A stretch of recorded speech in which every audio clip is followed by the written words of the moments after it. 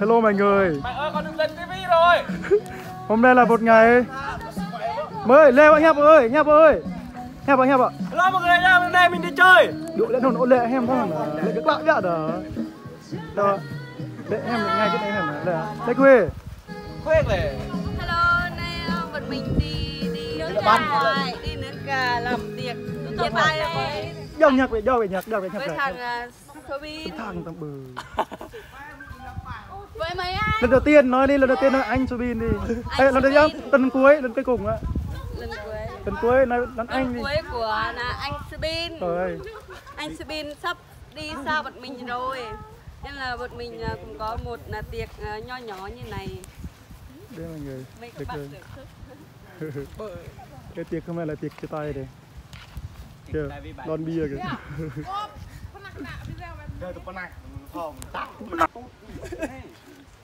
Hello mọi người, nè. Phan nhâm. Thăm vui. Không phải là Phan nhâm, mình là tiếng Campuchia nói là Salong bô. Campuchia nhá, dạ.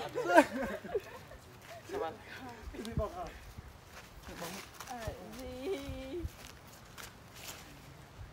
Đầu bếp. Nhỏ ra đấy, nhỏ bếp với nhỏ. Mấy anh mấy em này á. Ôi, nó quay đi cọp đi.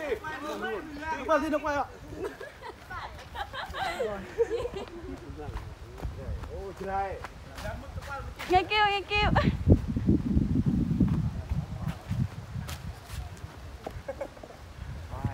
Okay. Cái gì em? Chuyện. Chào mọi người. Đây là chú tiệc này. Thank you, Subin. Hello. Mình là Máu Cốt, Máu Chốt.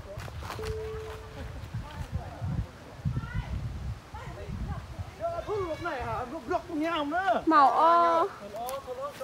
Đây, tất cả mọi người đây. Đây nè. Đây nha. Quay cái ảnh gì? Đây là hồ biển của Aesop nha mọi người.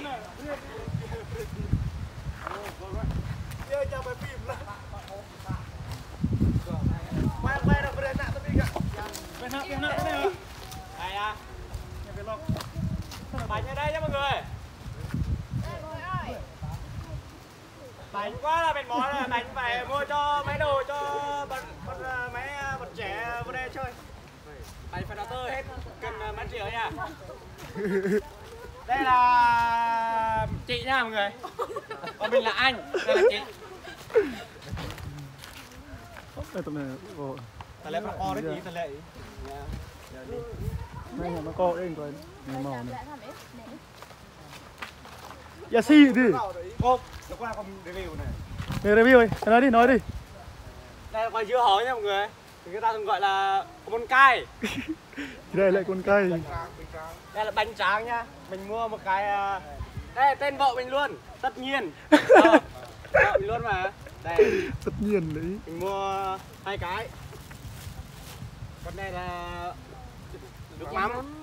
Em nắm. Người ta thường gọi là yam mầm.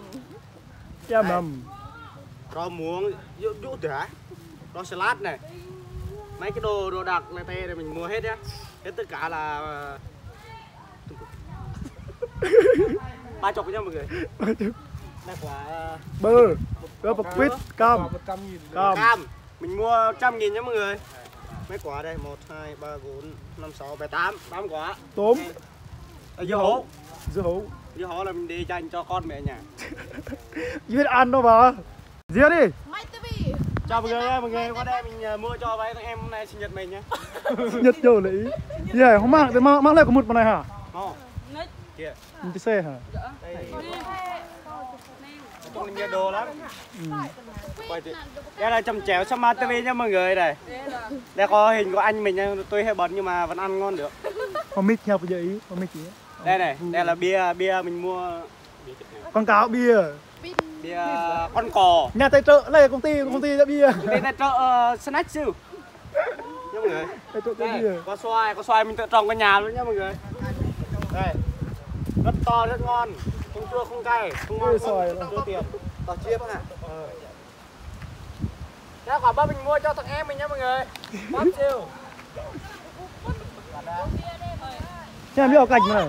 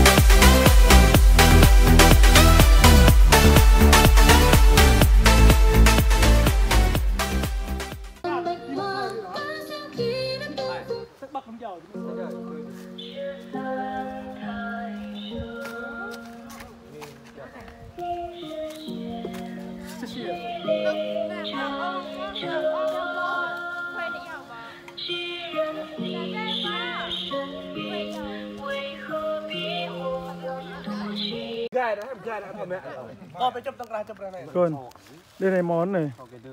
Đây mọi người, thịt gà mình mua nhá mọi người, mình mua tại nhà luôn. Đây gà nhà mẹ mình nuôi. Mình mua một con 350. Rồi. Đấy.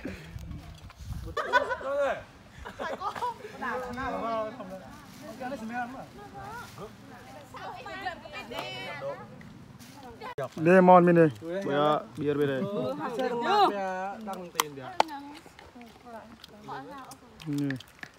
Kéo tớ đeo bình đi rồi. Có đơn để tiền. Tôi hôm nay có đơn quá. Có đơn quá. Không có cái mà hơi. Nó tươi còn là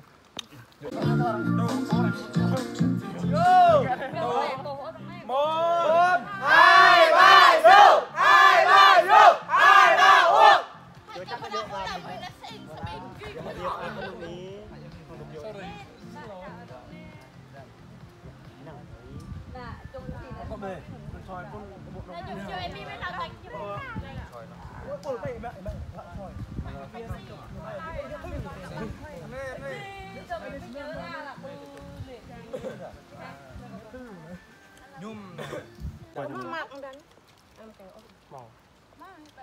Con nhìn lên đây, ống kính này. À bố, hay là bố, bố ấy đó.